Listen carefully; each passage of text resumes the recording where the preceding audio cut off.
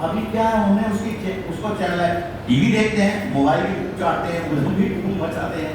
तो मैंने बच्चों से कहा भाई बचपना है, ये होने दो, ये भी सब काम होंगे, लेकिन कम से कम बहुओं को, मैंने 2 बहू हैं, दोनों कहा भाई तुम्हारा बस एक ही ड्यूटी है, कुछ नहीं, काम करने को तो काम वाली हैं, कर लेंगी, तुम बस इनको ध्यान दो। और जिस माँ ने अपने बच्चे पे ध्यान दे दिया वो बच्चा बन गया, और जिस माँ ने भैया देखो ध्यान दे दिया, अपनी सहेलियों में रही, अपने मोबाइल में रही, अपने टीवी में रही और अपने आदमी से लड़ती रही, तो वो बच्चा कभी नहीं, आपको लड़ना भी नहीं आपस में, भूल जाओ आज लड़ाई, यही युद्ध विराम कर दो, आज छोड़ जाओ यही लड़ा। मैंने अभी पीछे बच्चों को गाना सुनवाया, मैंने कव्वाली सुनी, जिंदगी गणित नहीं है, किसने क्या कहा, किसने क्या दिया, किसने क्या दिया, और भूल जा। तो देखिए आप यहाँ पेयर्स बैठे हैं, तो तनाव का कारण ये होता, किसी ने कुछ कहा गुस्से में, वो बात हमारी टोपी में हुई, मेरी और किसी से बात होती है, जब मैं गुस्से में बताऊँ कुछ तुमने मुझे ये कहा, तो मैंने एक बात बता, जब मैं गुस्से में था, मेरा दिमाग खराब था, तब मैंने जो बात कही वो तो तुझे याद है, और जो मैं प्यार में होता हूँ अच्छी बात करता हूँ वो तुझे याद नहीं है। ये उस वक्त तो मेरा दिमाग खराब था। और फिर हमारे पिताजी ने 2 शब्द कहे, सॉरी और थैंक यू। तो कोई बात हमने कह भी दी, तो हमने सॉरी बोल दी, बोले अच्छा आप सॉरी करो, फिर यही बात करोगे, सॉरी बोल देंगे। हम ये कहते हैं कोई मर्द जो सॉरी बोले लेडी के सामने का कम बात है। देखो एक अपनी जिंदगी को आप लोग भी अगर आप लड़ोगे तो बच्चे ठीक नहीं है। हालांकि ये मेरा विषय नहीं है, लेकिन मेरा तजर्बा है, ये मैं बोलता हूँ। देखिए घर का वातावरण भी आपको वैसे ही बनाना पड़ेगा, बच्चे के साथ आपको बैठना पड़ेगा, और जो पिता हैं जब आप अपने काम से आ जाएं तो आप बच्चे के साथ बैठिए। अच्छा कुछ पढ़ाई की बात मत करो, कुछ दिन आज स्कूल में कौन था, तेरा कौन दोस्त है, आज क्या बात हुई, आज ये बात हुई, आज तूने क्या देखा, आज ये बात है, कुछ देश की दुनिया की कुछ अच्छी बात होगी, अच्छा तूने क्या अच्छी बात देखी, क्या अच्छी बात सुनी, तो कुछ आप अच्छा पढ़ो, कुछ अच्छा सुनो, कुछ अच्छा देखो, और बच्चे के साथ बैठो, आप उसे अपना दोस्त बनो। हम भी एक कोशिश कर रहे हैं, हम यहाँ हम अपना दोस्त बनाना, हम भी वो यहाँ खाओ पढ़ो वाला, मैं अपने टीचर को बोलता हूँ नहीं रखो यार कि तुमसे बच्चा डरा ही हुआ है, कि क्या मतलब, तुम क्लास में हो, वो तुम्हें अपना पेरेंट माने, अगर वो अपने पेरेंट से कोई बात नहीं कह पा रहा तुमसे कहे, मेरे ये देख मुझे ये बात,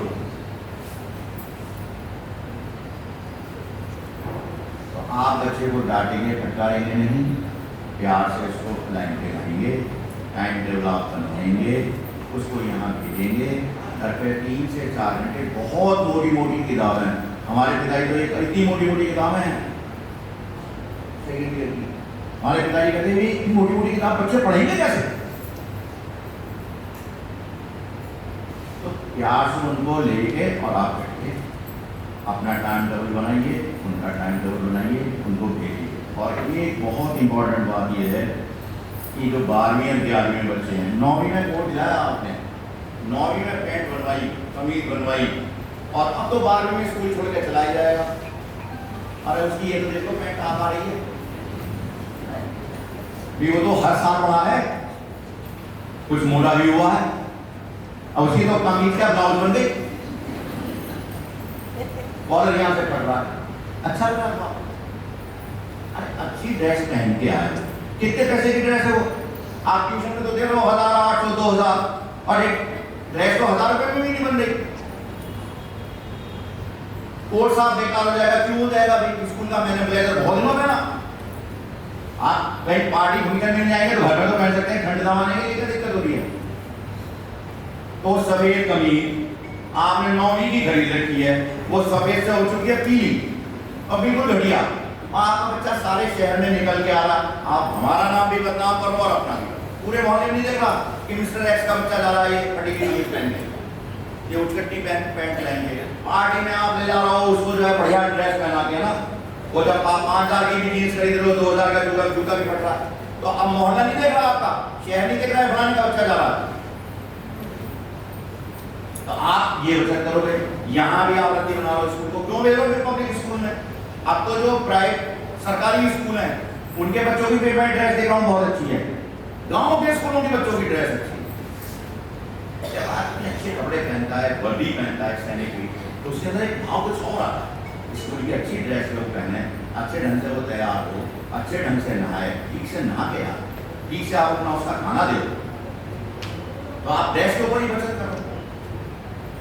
अब यही आपकी क्लास में आपका बच्चा तो बहुत अच्छी ड्रेस पहन के आए हुए हैं, लेकिन 10 बच्चे फटीचर पहन के आए हुए हैं, तो क्या उसका डेवलपमेंट हो जाएगा? क्या असर पड़ेगा उसको? है बताइए आप। सब लोग अच्छे खिंचे हुए हैं, अच्छे कपड़े पहने, अलग उसका सारे क्लास का एक, सारे स्कूल का एक अलग माँ। मैं थोड़ी ना पहन रहा हूँ वो ड्रेस, मेरे को थोड़ी ना आप दे रहे हो, आप तो अपना बच्चा पहनना, आप उसे नहीं पहना रहे। इतने तो अक्षम नहीं है आप, इतनी सती, अरे कमीज 2 कमीज 3 कमीज 4 कमीज तो बननी ही चाहिए, क्या वैसे ही कमीज आ रही हो? कुछ में कपड़ा इतना घटिया लगा हुआ होता है। हमारे यहाँ तो एनसीसी है, एनसीसी की ड्रेस सरकार से मिलती है, हमने तो नहीं लिया, हमने तो अपने बनवाते। आपने 26 जनवरी में देखा होगा, आप अभी ऊपर की अलमारी घूम के आओ, 60 सूट टंगे हुए हैं, हमने बनवाया बच्चों के लिए। जब वो सूट पहनते हैं, बढ़िया ड्रेस पहनते हैं, आप देखो 26 जनवरी में क्या मजा आता है, वही बच्चा कितना खूबसूरत लगता है। हमें ही पहचान पाते, हमें ही लगता है यार ये इतने खूबसूरत बच्चे हमारे स्कूल के। तो ड्रेस का बहुत बड़ा इम्पैक्ट है।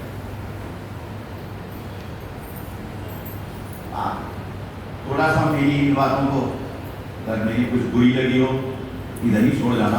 मैंने ये सारा जोर जो लगाया है वो आपके बच्चे के लिए लगाया है, और आप मेरी निगाह में हो, बच्चा ठीक बन जाएगा तो यार तुम्हारी जिंदगी संवर जाएगी, और खराब हो गया तो तुम्हारा भी मामला खराब हो जाएगा। तो मेरे पास जो फीस माफ कराने आते हैं बच्चे आते हैं, तो मैं उन बच्चों से ये कहता हूँ यार इस गरीबी से निकलने का पढ़ाई एक रास्ता है, पढ़ निकल जाओ इससे। हर एक से कहता हूँ कि तुम्हारे माता पिता बहुत संघर्ष कर रहे हैं, बहुत अपना पेट काट के तुम्हें पढ़ा रहे हैं, तुम पढ़ लो। तो मैं भी उन बच्चों से मैंने सोचा है, मैं भी जल्दी जल्दी आके बैठूंगा, आपके बच्चों के साथ बैठा हूँ और ज़्यादा बैठूंगा। मैंने भी अब अपना ये ध्येय बना लिया है कि मैं और ज़्यादा बैठूँगा। टीचर्स के साथ भी मैं बैठता हूँ कंटिन्यूसली, और ये पूरी करके आप यहाँ आके देखो तो 20 मई को स्कूल खत्म हो जाएगा, ये 15 जून तक इसी हॉल में सबकी टॉवल्स लगी होंगी, और ये सारे लोग यहाँ नोट्स बनाएंगे, सारे लोग अपने विषय को पढ़ेंगे, सारे लोग नोट्स बनाएंगे। अब ये अच्छा पढ़ाएंगे या जो वो इंटर करे हुए, बीए करे हुए, बीएससी करी हुई, सब वो दीदी पढ़ा रही है, और जिसने आर्ट पढ़ा रखी है वो फिजिक्स पढ़ा रही है। इंटर में क्या सब्जेक्ट है, एक दिन तुमसे बड़ा ताज्जुब हुआ, पति उसके वो बीए में पढ़ रही है और तुझे फिजिक्स पढ़ा रही है इंटर की। ऐसे कचरे लोगों पे आप भेज रहे हो। और अगर हमारे टीचर्स में आपका विश्वास नहीं है और आपको लगता है ये पढ़ाने काबिल नहीं है, तो क्यों यहाँ रख रखा है? क्यों रख रखा? क्यों हमें फीस? मैं तो कहता हूँ ऐसे बच्चों से क्यों 5,000 4,000 माता पिता खर्च करता है भाई, तो बस के खर्च करता है, ड्रेस के खर्च करता है, उसकी किताबों के खर्च, कुछ नहीं कर ले ना, तूने 3 कर रखे और 1 कर ले। तो किसी ट्यूशन कराने वाले का भला नहीं हुआ। और कोई बच्चा, हमारे जो टीचर्स, एक और प्रोग्राम चल रहा है, 4 टीचर्स जा रहे हैं आजकल रोजाना घर पे शाम को, और वो 1-1 घंटा वहां बैठ के काम करा जा रहे हैं बच्चों का, काम करा हमारे साथ घर पे बैठ के काम करा जा रहे हैं। हो सकता है किसी आपके घर पे भी पहुंचा हो, नहीं तो जा रहे हैं। इसलिए इतना सा ही मुझे आपसे निवेदन करना था, कोई मैंने गलत बात कही हो तो मुझे आप क्षमा करें। फिर से रिपीट करता हूं, सबसे पहली बात आपको डेली विद्यालय देखना है, सबसे पहले 1 दिन की भी छुट्टी नहीं होगी। दूसरी बात, उसे ट्यूशन नहीं भेजना। तीसरी बात, टाइम टेबल बना के कम से कम 3 से 4 घंटे हर माह को उसको कहना है तो मैं बैठी हूँ, तू अपना काम कर, काम करवाना है, ये आपकी जिम्मेदारी है। अच्छी ड्रेस में उसको भेजना है, और हमारे टीचर जब आपसे मिलने जाएं आप भी सच्ची बात करो, और यहाँ बुलाया जाए आप आओ, और उसके साथ आप दोस्ताना व्यवहार करो। धन्यवाद।